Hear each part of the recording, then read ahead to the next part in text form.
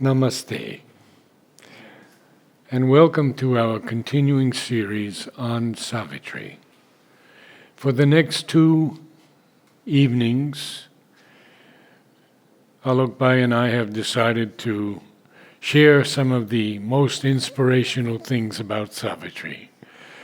And I would like to begin with one line, because I think it applies to all of us.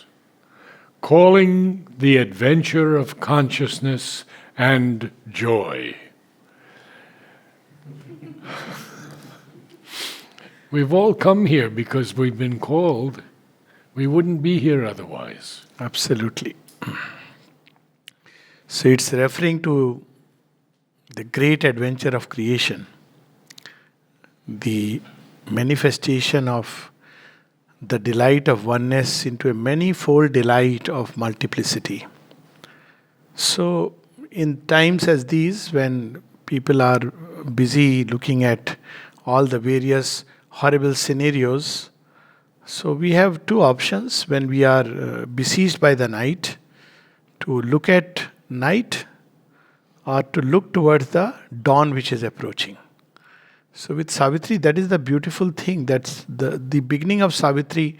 I mean, if we leave aside the Baroda period, it started methodically in 1916, when the First World War was on its swing, full swing.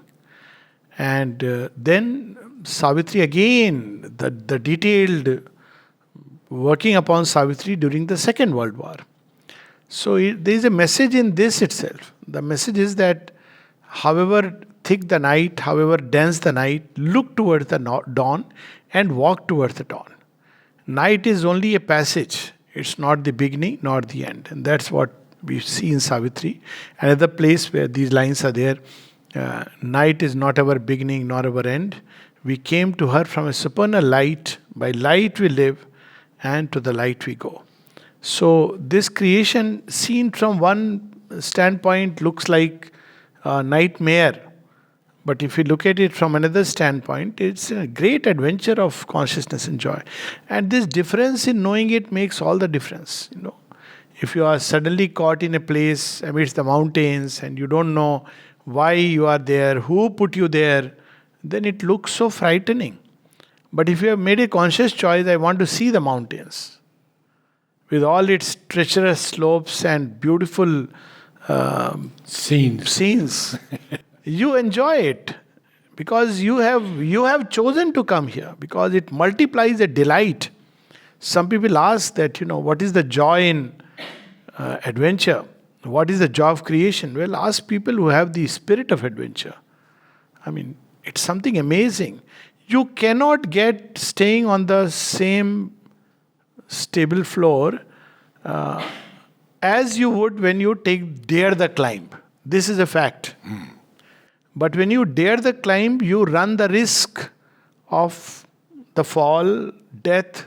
So our souls chose it, because the soul knows it is basically immortal. So Sri Aurobindo wants us to shift the standpoint to this standpoint of the soul within. And then it's a tremendous adventure. And what is this adventure of consciousness and joy? There is this divine consciousness which is hidden, and that is expressing itself, emerging through all the events, circumstances, everything of life. So again we come to the same thing, and then we can go probably to the next passage. There are two ways of, living this life. One is to live on the surfaces. And when you are on the surfaces, you are like the football which is kicked all around. Doesn't know why, who placed me here. Others are enjoying at its cost. Surface is like being on the waves. Sometimes you rise high, sometimes you fall. And it's the law of the surface life that you chase one happiness and one sorrow is given free as a prasad. Sorrow is the prasad actually. It shifts you from that little pleasure in which you are caught. Another way is to see that behind this dance of Kali, which is too tremendous even for the gods to grasp, the stable basis of Shiva. That's what is Brahman and, Prakriti or Shakti. So instead of being identified with that, identify with the Lord. So, sometime back, it connects it this way how to identify. In Indian thought, this is a very nice way. It is explained. Fate is what our ignorant choices have made us. But behind this ignorant choices, there is always a divine will, which is the great recompense for all our errors, mistakes, and it turns every ignorant choice into a means for self discovery. But if we unite with this divine will, life is wonderful. You come out of that zone of ignorance and start becoming conscious. And the process of linking our ignorant choices, which makes fate, with the conscious divine will is what is called dharma. That's one way to look at dharma. When we lead a life governed by dharma, and dharma has nothing to do with morality, ethics, none of these things. They are mental concepts. Dharma is in the heart, and its one business is to help us evolve. Dharma is the evolutionary mechanism or the law of truth meant to help us evolve. It's inbuilt in creation. I have a little story to tell you about this surface life, if we can call it. I wrote to Mother because I was, just turned 23, and I'm in the ashram, and this handsomest man I've ever seen, about my age actually, he wanted to take me to Europe. And he said, we will have parties and meet beautiful girls. And he went on and on. So I wrote to Mother, and I said, he wants me to go with him to Europe, or should I go back to America? I didn't really want to go with him, but Mother writes at the bottom, better not. And then when I meet her, she says this most interesting thing to me. She says, it is better not to associate with those who live outside of themselves, as it were. Whoa. Absolutely. This is the meaning of satsang for me. Yeah, satsang sadhana is all about this. Because the moment we associate with people who are caught up in the surface life and their life is governed by that, we get drawn into it, sucked into it. Absolutely. And that's the beauty of places like the ashram, Auroville, satsang, because there is a need for a collective side of human existence. It exists, but how do you associate? So that's what Shivendra speaks about the Sangha. And he reminds us in Essays on the Gita that the divine brings these three things into the play. One is the divine personality, around whom everybody rallies and centers. The second is he gives us a way of life. And third, he gives us his Sangha. So he connects it with Buddham Sharanam Gacchami, Sangham Sharanam Gacchami, Dharmam Sharanam Gacchami. So Sangha multiplies the aspiration. Otherwise, when you live outside, it's really like a fish out of water. You crave for those few moments when you can. And if you meet, it's amazing. You meet somebody, I have known people, I myself gone through that phase. Supposing you are in Bangalore, suddenly you see a car with Pondicherry number. Oh, Pondicherry number. Somebody coming from Pondicherry, forget about ashram. Somebody you see wearing a ring, somewhere you see mother's symbol. It's like because you are craving for that. It's a different matter that when you meet, come here, then you start finding faults, but criticizing, complaining, that's human nature takes the better of us. But that is the need of the collective life. And better not to look without, but within. Yeah. Okay, yes, next one. Yeah. The beginning of Canto 4, Book 1, The Secret Knowledge. This is, all the secrets are there in this canto actually. Oh, it's a wonderful, wonderful canto. Entire Veda and something. And Sri Aurobindo has sandwiched it in between Ashwapati's progress and his illumination. Consummation, Incredible. that, yes. And why did he put it there? I don't know. So the reason is, actually he has answered this question.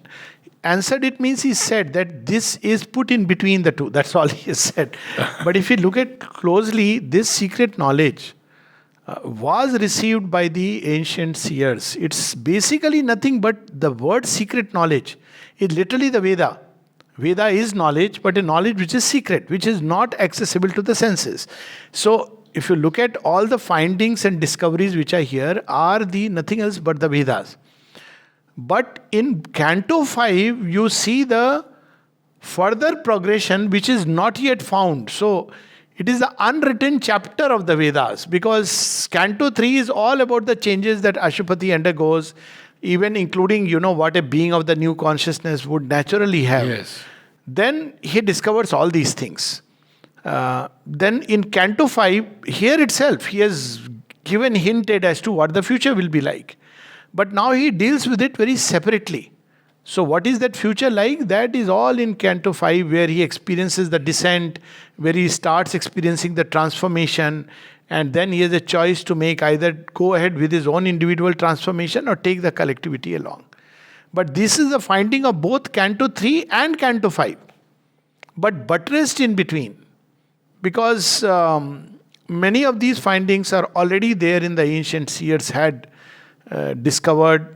We will see in secret knowledge. But toward the end in secret knowledge, and of course even in between at places that we are meant to put on divine nature, but that was always understood. But those findings come basically after his experiences we see in Canto 5. So these are the two phases. We can even call it like a pre-Pondicherry phase is Canto 3. And Pondicherry phase is Canto 5, when he takes a retreat from mortal thought. Silence is his sole companion left. In the void he sees throned the omniscient supreme. All these things he sees are described in Canto 5, where he says that the script became clear. The Vedas which are kept in the mystic ukase, he reads it and he discovers God's covenant with the night, why it is there. All that becomes clear in Canto 5, but that he has revealed it here. So that's how it is. And then we see Book 2 beginning. And Book 2 could only be done by Sri Aurobindo. No other soul in this existence could have gone through those planes of existence that Sri Aurobindo tells us about. Absolutely. So if one wants to know the essence of the secret that is there, we find it in Canto 4. Everything is there actually. The secret knowledge which is there behind the world, behind all the phenomenal appearances, the destiny of man, the origin, everything is there in an essential form. So I will begin. And it's very interesting to me that the first line is about Sri Aurobindo, or Ashupati, and then the next lines are about us. Yes. On a height he stood that looked towards greater heights. And then we begin. Our early approaches to the infinite are sunrise splendors on a marvelous verge, while lingers yet unseen the glorious sun. So this is where the difference between the past dawns and the future noons. So past dawns are splendorous, and that's something which Sri Aurobindo brings out repeatedly, even in Secret of the Vedas. That the Vedic rishis, where they had reached was the Swarlok, the rays, not the sun. He keeps on qualifying it. It's still the heavens of splendor formed by the rays of the supramental gnosis, but not the supramental truth itself. And so that last secret which is missing, they could glimpse it, but it's one thing to glimpse and another to enter and bring it down, prepare the place here. So he himself is standing on those heights, and from there he sees towards still greater heights. And this is a reminder to us not to stop and be self-satisfied. We are saying forward, ever forward. It's something so beautiful. One of the most beautiful things, amazing things, many, many beautiful things. But secret of eternal youth. Okay, is not a cream, it's not an injection. It is to keep looking forward. And that is something very beautiful about Sri Aurobindo. There are yogas which say that you start from here, you end up there. I always used to think this is so small. How can you have infinity like this that you start? And much later when I read Sri Aurobindo's essay, where he says most yogas are like canals through which you swim. So you start from a point, you end up at a point. But he says this yoga is like the ocean. There is no beginning and no end. And that relates even to Savitri. Some people ask, should we read aloud? Should we read from beginning to end? Should we read in the middle? You are standing in Shir Sagar, ocean of milk. Drink from anywhere, it is Charnamrit. So it doesn't matter. Of course, one can mentally reply, start from here, but where is the end of the ocean? This is the ocean of the infinite. And that's the beauty. Dive, dive, dive. You cannot go into the fathomless, unfathomable depths. That's how Sri Ramakrishna put it, that, when you try to measure the sea with a salt doll. So, mind after a while, when it starts dwelling upon Savitri, is just taken to a height where it's no more mind. Mind, never mind. Matter doesn't matter. So it comes to, sorry for paraphrasing Bertrand Russell, but and we have to, as Mother says, remain young. Yeah. Never stop striving towards. Perfect way to remain young. To always look forward. This idea of the bourgeois life that at 60 I'll retire, I'll have grandchildren, pictures I'll see. Some people, I don't know, Google photos. They look at photographs, pictures, past. Look at what we are not, and that's something so beautiful to image. Even, the idea of a new creation, this is so much fills one life with meaning, purpose and enthusiasm. That this is a new creation going to be. That's enough, doesn't matter. 5,000 years, 10,000 years is not the issue. The issue is that there is something like that. Oh my God, let us remain. And you're filled with wonder because you realize you know nothing. That's the childlike state. And you're filled with youthfulness because you realize that there is so much joy. You have to travel. So it's something so fantastic. And it also fills you with the wisdom, which I'm not using the word old age. The wisdom that says, that reveals to us that the infinite disclosure is itself infinite. There is no end to it. So that's the secret of being ageless. I'll read a little more of this same passage because it's so extraordinary. What now we see is a shadow of what must come.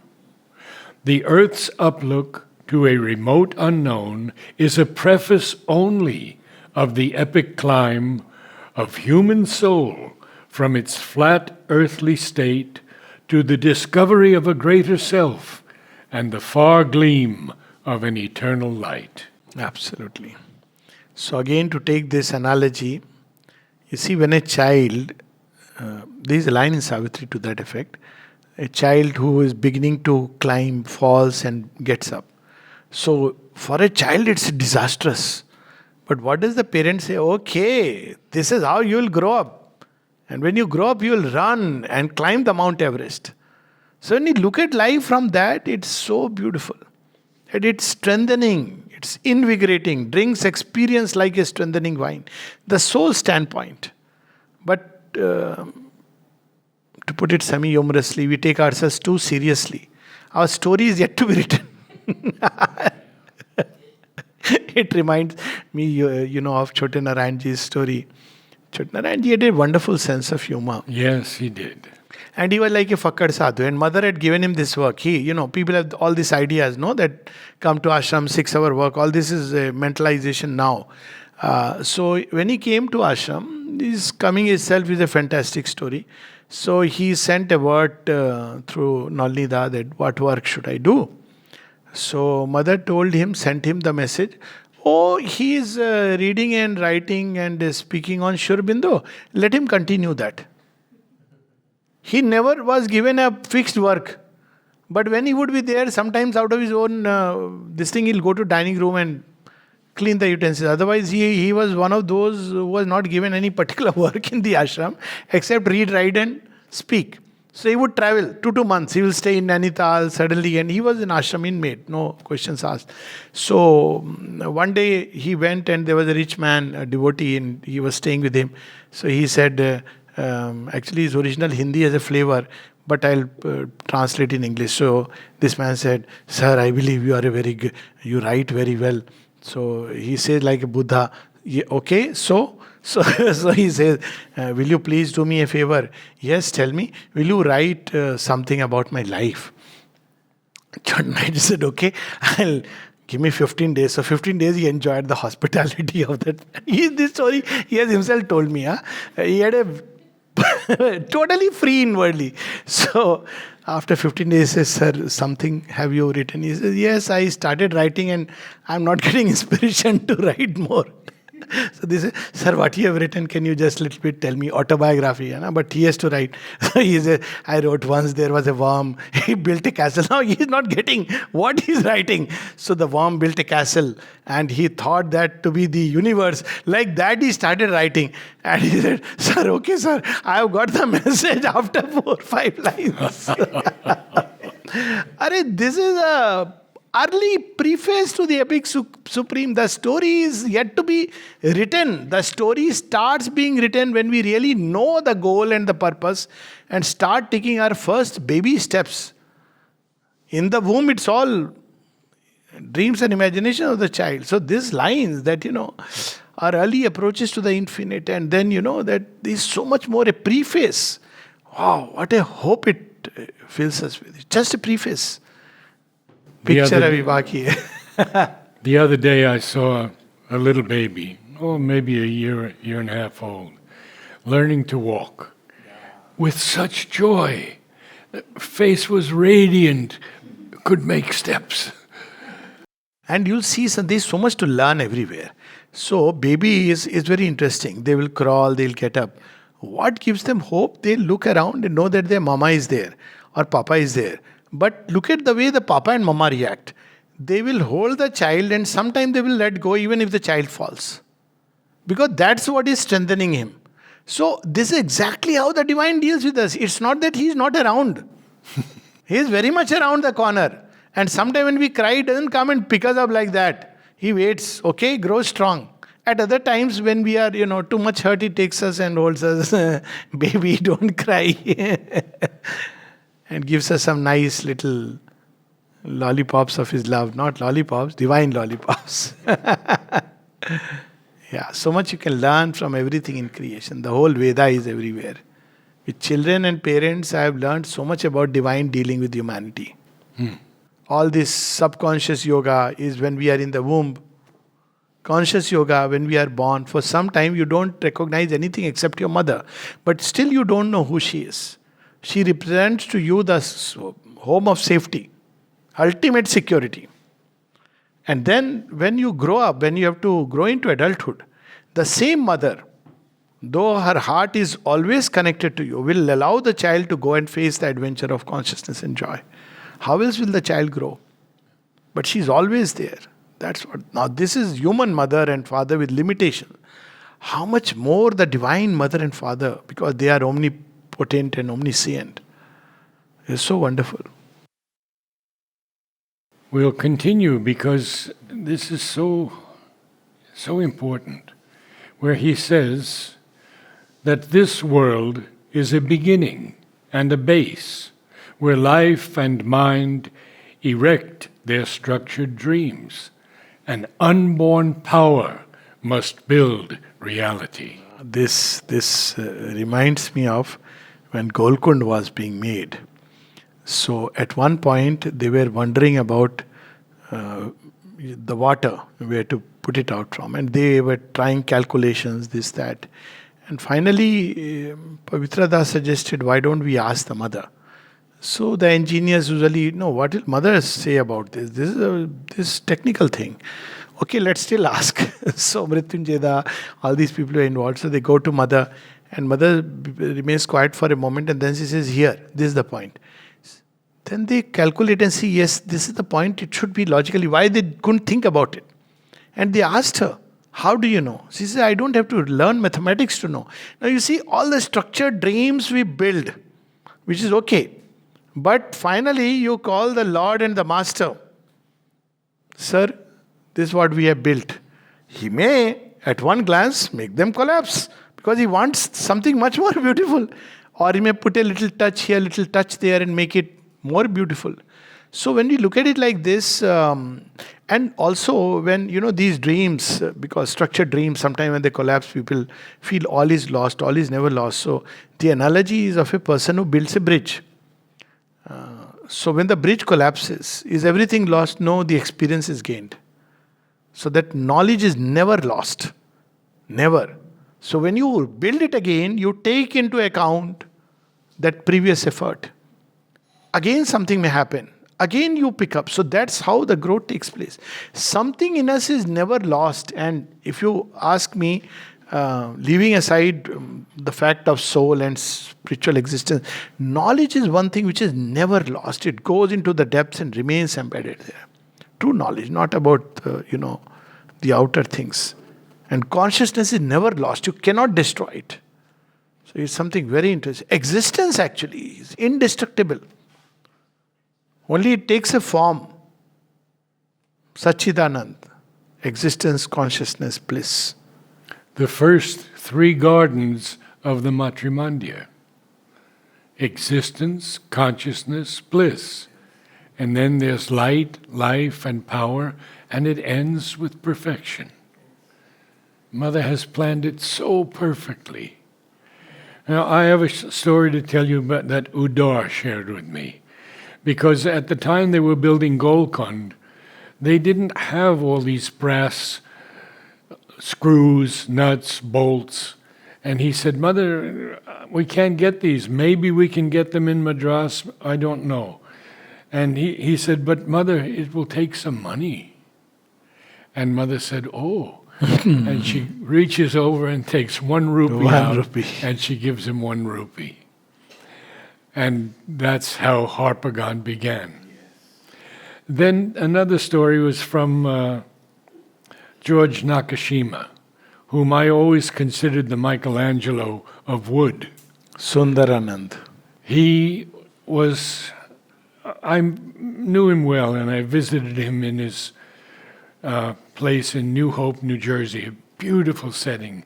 He could look into a stump and see the tables and the chairs in that, and then cut them out. And he did all the woodwork for Golconda, the whole woodwork. Yes. So these structured dreams are only temporary plans. In ignorance we make. But there is something else which can fulfill these dreams. Unborn power. These dreams cannot be fulfilled by the power of the mind and life and heart. Unborn reality. That is. An unborn power must build reality. So we can dream, and dreaming is given to man. But this fulfillment of the dream comes by that unborn power. A death-bound littleness is not all we are. Immortal, our forgotten vastnesses await discovery in our summit selves. And then I move on a little bit more. Deep in us, a forgotten kinship points, and a faint voice of ecstasy and prayer calls to those loosened, lost immensities. That's why never there has been an age when mankind has not in some way or the other turned towards something beyond man. Call it God, call it truth, call it a seeking, is always in every age of mankind. Why? Because we have come from there, and we are like children who know that we have come from elsewhere, and we are searching for that. Deep within us a secret kinship. So who is our kith and kin?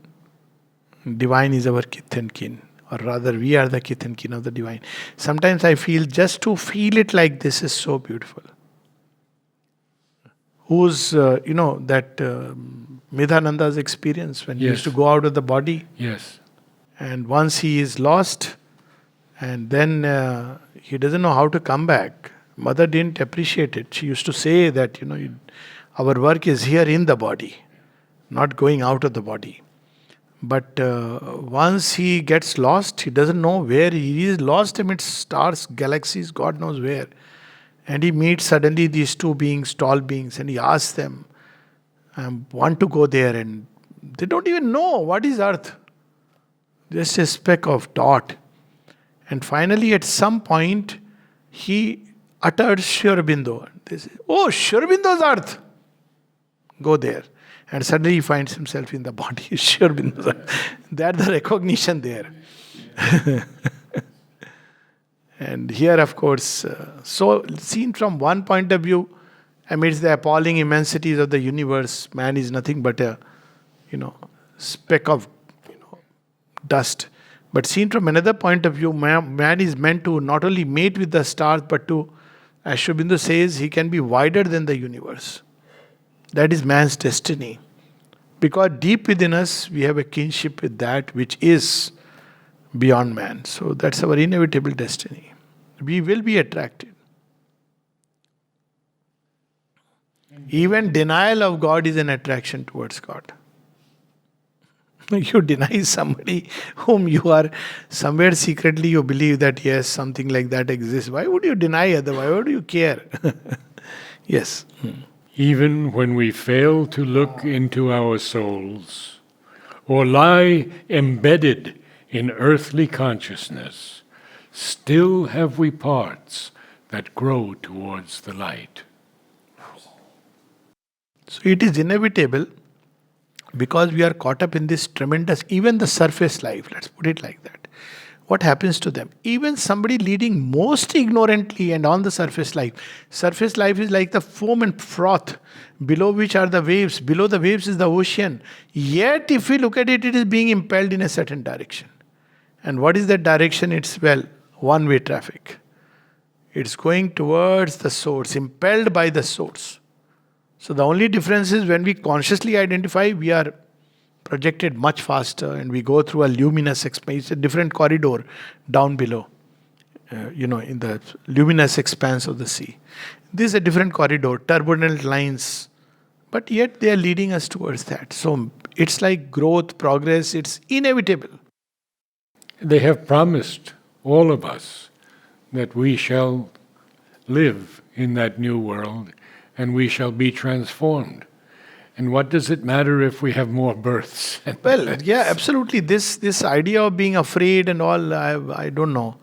On the contrary, one can look at it this way that, one grows through all these experiences a lot more. And, one has time to serve her so much more. I look at it like this, that, let me serve you 1,000 lives if necessary. So it's so much joy of service, so much joy of loving the divine and all this adventure and its unexpectedness. Yes, if one can do it with full knowledge, awareness, that's the best. That's the only difference. A shapeless memory lingers in us still, and sometimes, when our sight is turned within, earth's ignorant veil is lifted from our eyes. There is a short, miraculous escape. So this shapeless memory, he has used a word. So memory itself, the way Sri Aurobindo has described memory is amazing. All my studies in psychology and neurology just went for a toss when I read about how he describes memory and its role. See, entire sense of ego hangs around memory. Entire psychic life hangs around another kind of memory. Memory means nothing is really disconnected. It's one single chain, it's embedded, and it's state dependent. That's the beauty. So there is in us an original memory of that wonderful world from where we came. And that's why we are even in ignorance searching for that. Shapeless memory. It's formless. It doesn't have a form here upon earth. Lingers in us still. So that's the highest sense of memory.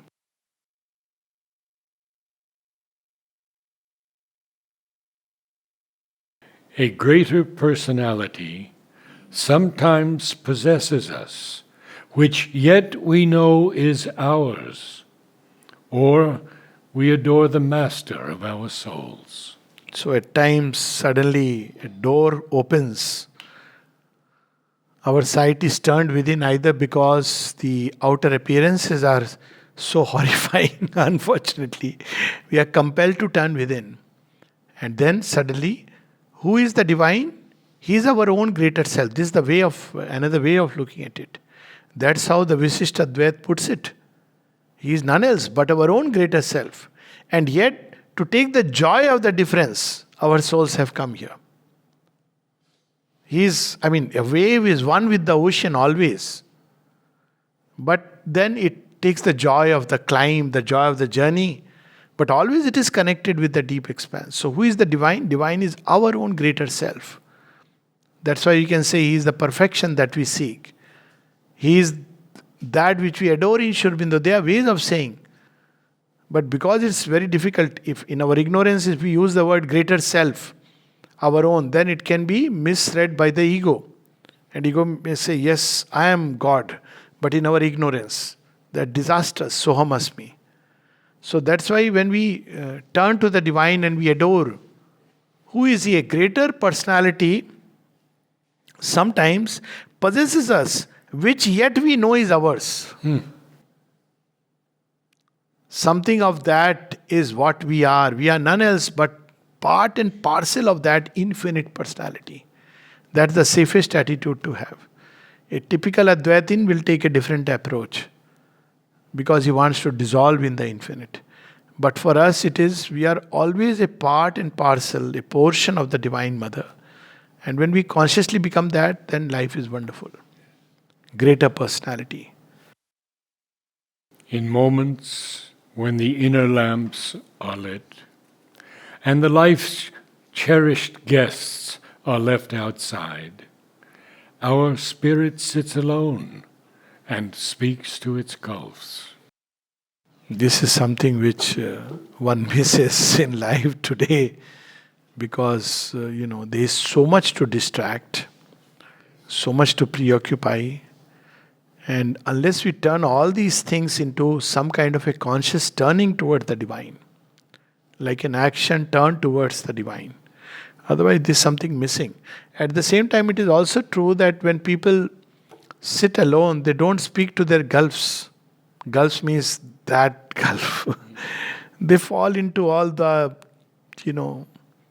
the grooves of darkness. It's also true.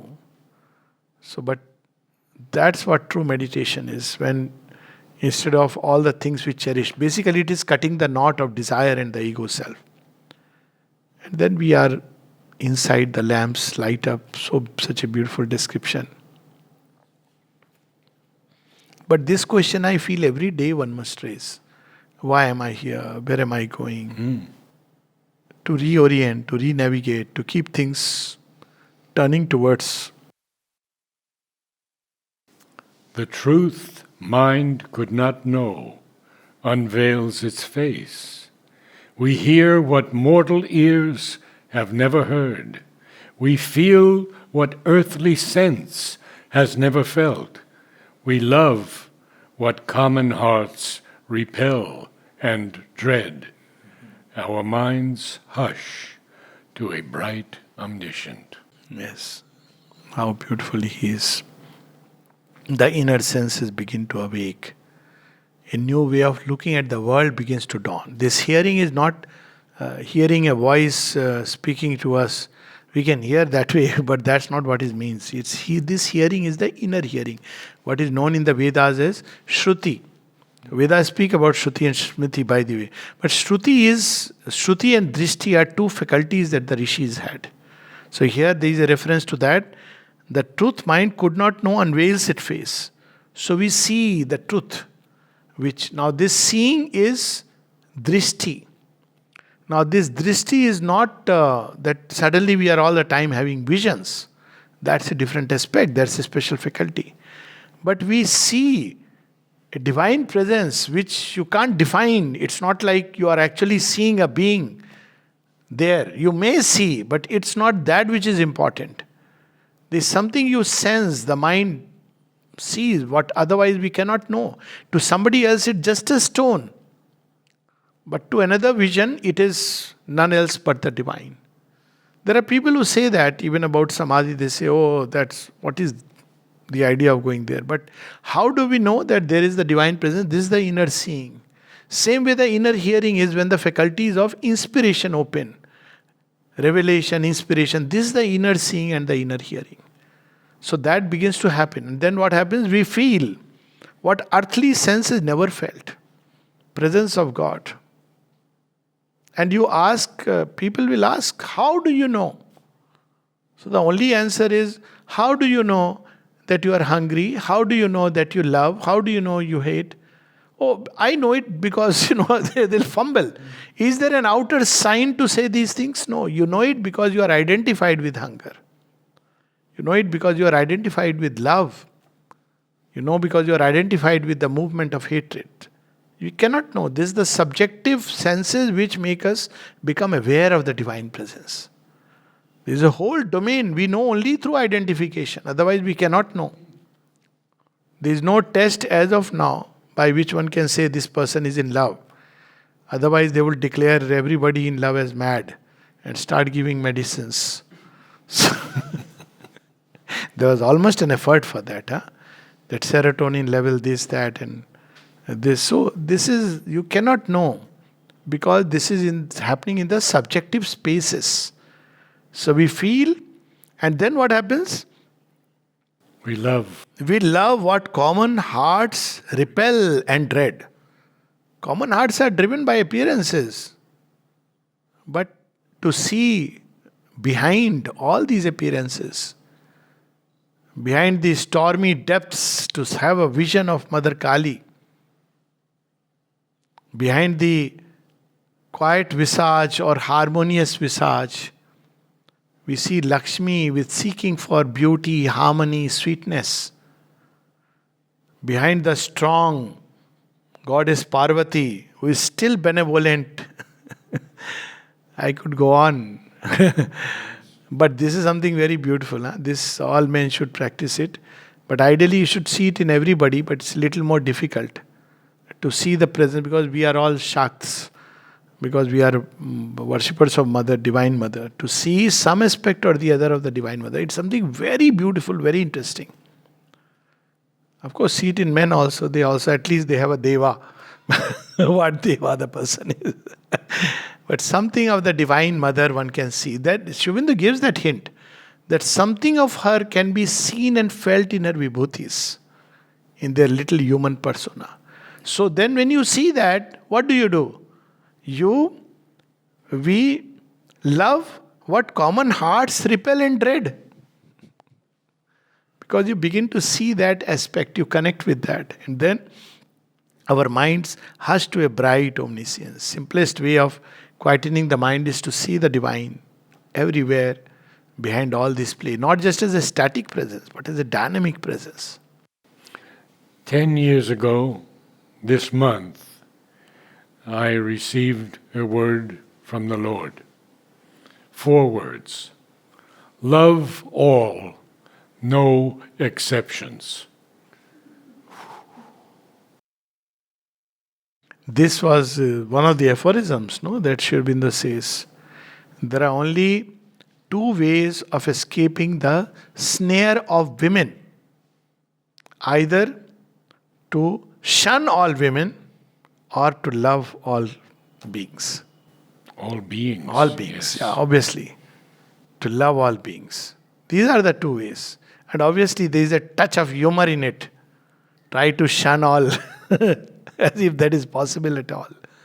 To love all, yes, in the depths. Okay. Would you like to read one?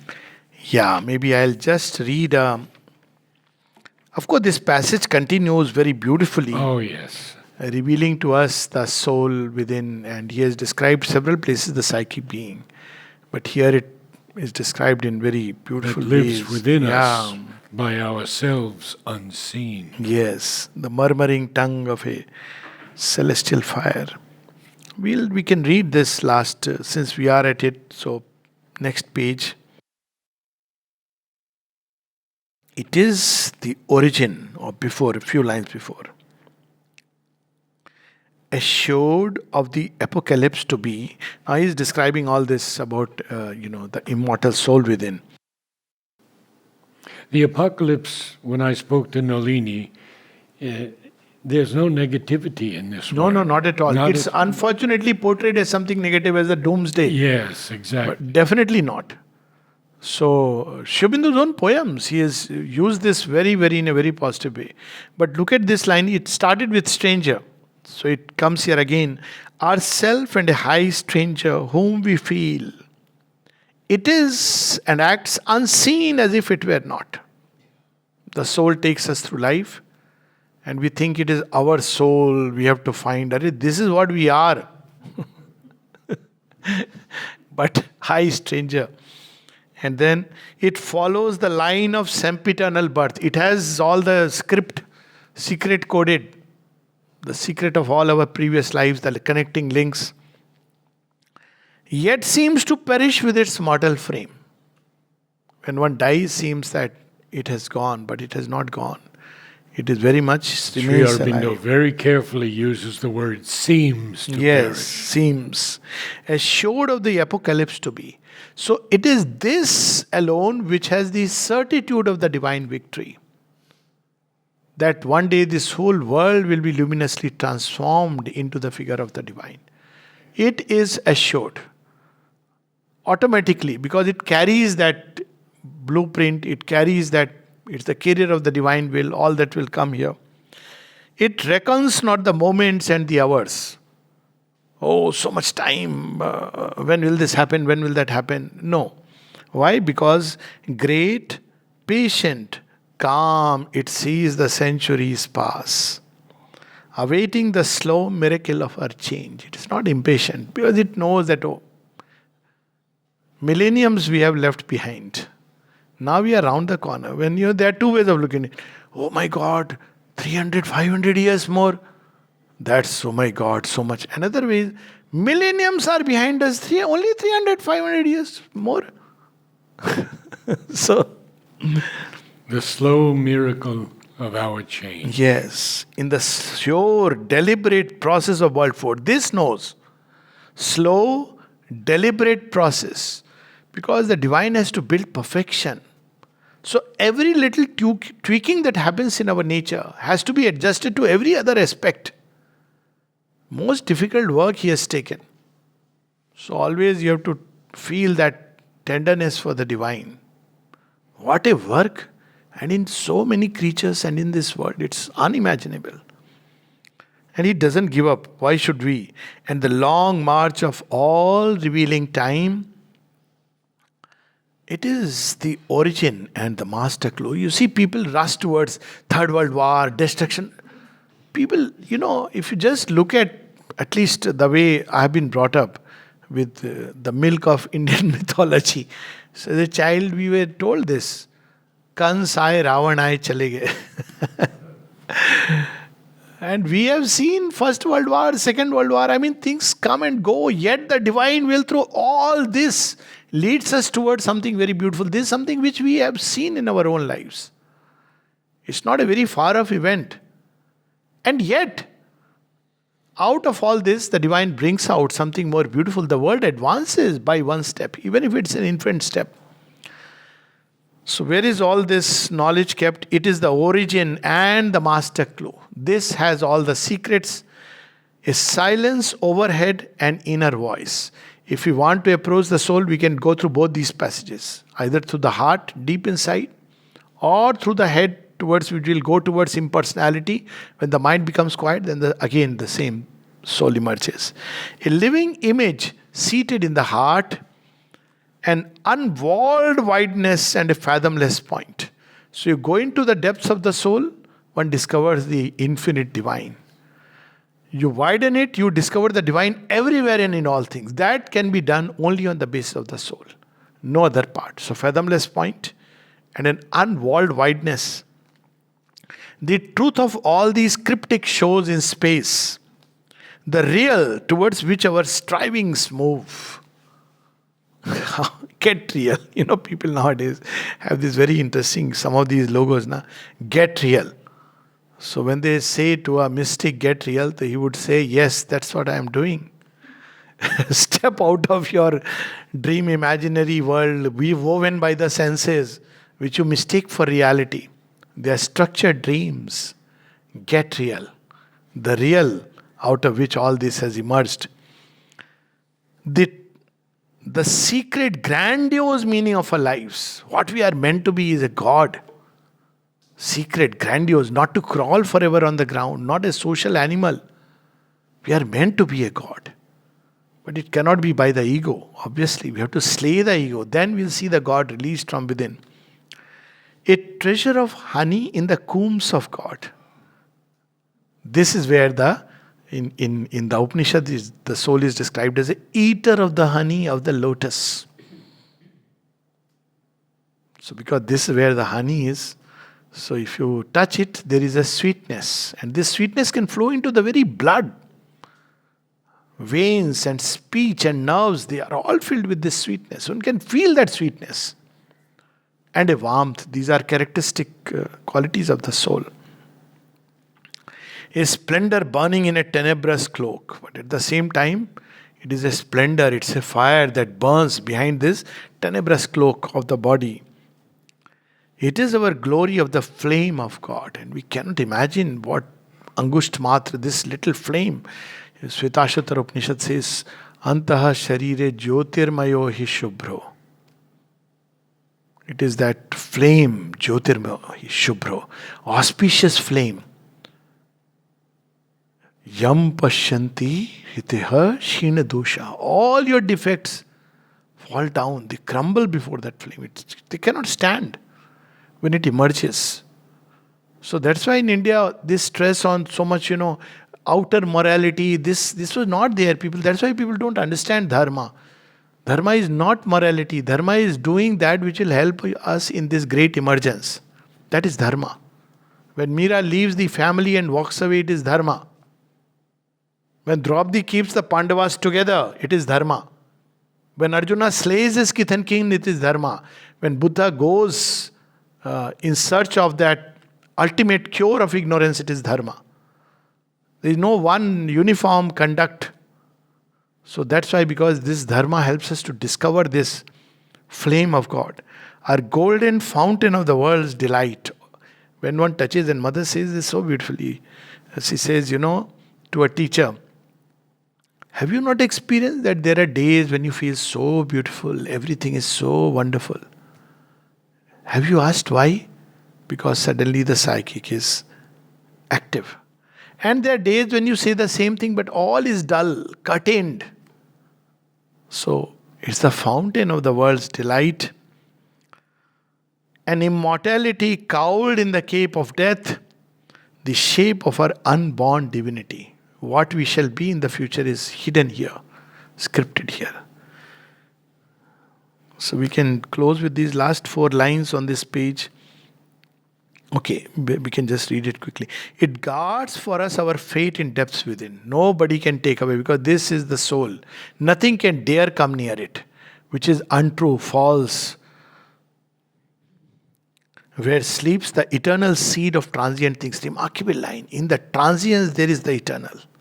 Eternal is not cut from the transient elsewhere. Transient is a means for the eternal seed to grow and express itself. So this understanding we have created, this transient, so leave it and be elsewhere. In everything, every movement, there is the presence of the eternal. But in the form of a seed. Nourish it, it will grow and manifest through all the transiences of life. Always we bear in us a magic key, concealed in life's hermetic envelope. A burning witness in the sanctuary regards through time and the blind walls of form. A timeless light is in his hidden eyes. He sees the secret things no words can speak, and knows the goal of the unconscious world, and the heart of the mystery of the journeying years. So, instead of worrying about all these 100 things, find the soul, go deep into the soul. One step solution. One step solution. Thank you. Namaste all. Namaste. Namaste. Beautiful. Thank you.